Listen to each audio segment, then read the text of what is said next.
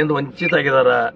ನಾವು ಬರ್ರಿಪ್ಪ, ನೀವು ನಮ್ಮ ಪಕ್ಷಕ್ಕೆ ಬರ್ರಿ, ನಾವು ಟಿಕೆಟ್ ತಗೋರಿ, ನಾವು ನಿಮ್ದೆಲ್ಲ ಮಾಡ್ತೀವಿ ಅಂತ ಹೇಳಿದೀವಿ.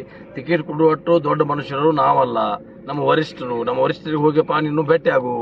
ರಮೇಶ್ ಗತ್ತಿ ಅವರೇ, ನೀವು ನಮ್ಮ ವರಿಷ್ಠರಿಗೆ ಹೋಗಿ ಭೇಟಿಯಾಗಿ, ನಾನು ನಿಮ್ಮ ಪಕ್ಷಕ್ಕೆ ಬರ್ತೇನೆ, ನಾನು ಈಗಾಗಲೇ ಒಮ್ಮೆ ಇಲ್ಲಿ ಸಂಸದನಾಗಿದ್ದೀನಿ, ನನಗೆ ಎಲ್ಲ ಅನುಭವ ಇದೆ, ನನಗೆ ಮತದಾರರು ನನ್ನ ಒಲವಿದಾರು, ನನಗೆ ಕೂಡಿರ್ತೇಳಿ ನೀನು ಕೇಳ್ಕೊ, ನೀನು ಟಿಕೆಟ್ ತೊಗೊಂಡು ಬಾ, ನಾವು ಮ್ಯಾಗ ಹಾಕೊಂಡು ಮಾಡ್ತೀವಿ ಅನ್ನುವಂಥದ್ದು ಮಾತನ್ನು ನಾವು ರಮೇಶ್ ಗತ್ತಿ ಅವ್ರಿಗೆ ಹೇಳಿದ್ದೀವಿ.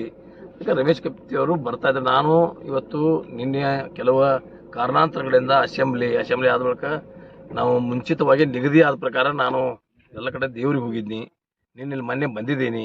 ಬಂದು ನಾನು ಬೆಂಗಳೂರಿಗೆ ಹೋಗಿದ್ದೀನಿ, ಮೀಟಿಂಗ್ ಮಾಡಿಸ್ಕೊಂಡು ಮತ್ತೆ ನಿನ್ನೆ ನಾನು ಕರ್ನಾಟಕ ವಾಯವ್ಯ ರಸ್ತೆ ಸಾರಿಗೆದ ಕೆಲವು ಮೀಟಿಂಗ್ಗಳಿದ್ದು, ಅದು ಹುಬ್ಳಿಯಲ್ಲಿ ಮುಗಿಸಿ ರಾತ್ರಿ 12 ಗಂಟೆಗೆ ಬಂದಿದ್ದೀನಿ.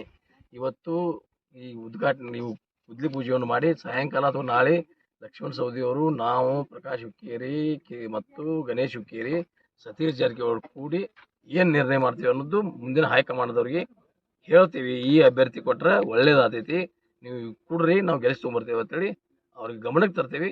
ಮುಂದೆ ಕಾದು ನೋಡ್ರಿ. ಮುಂದೆ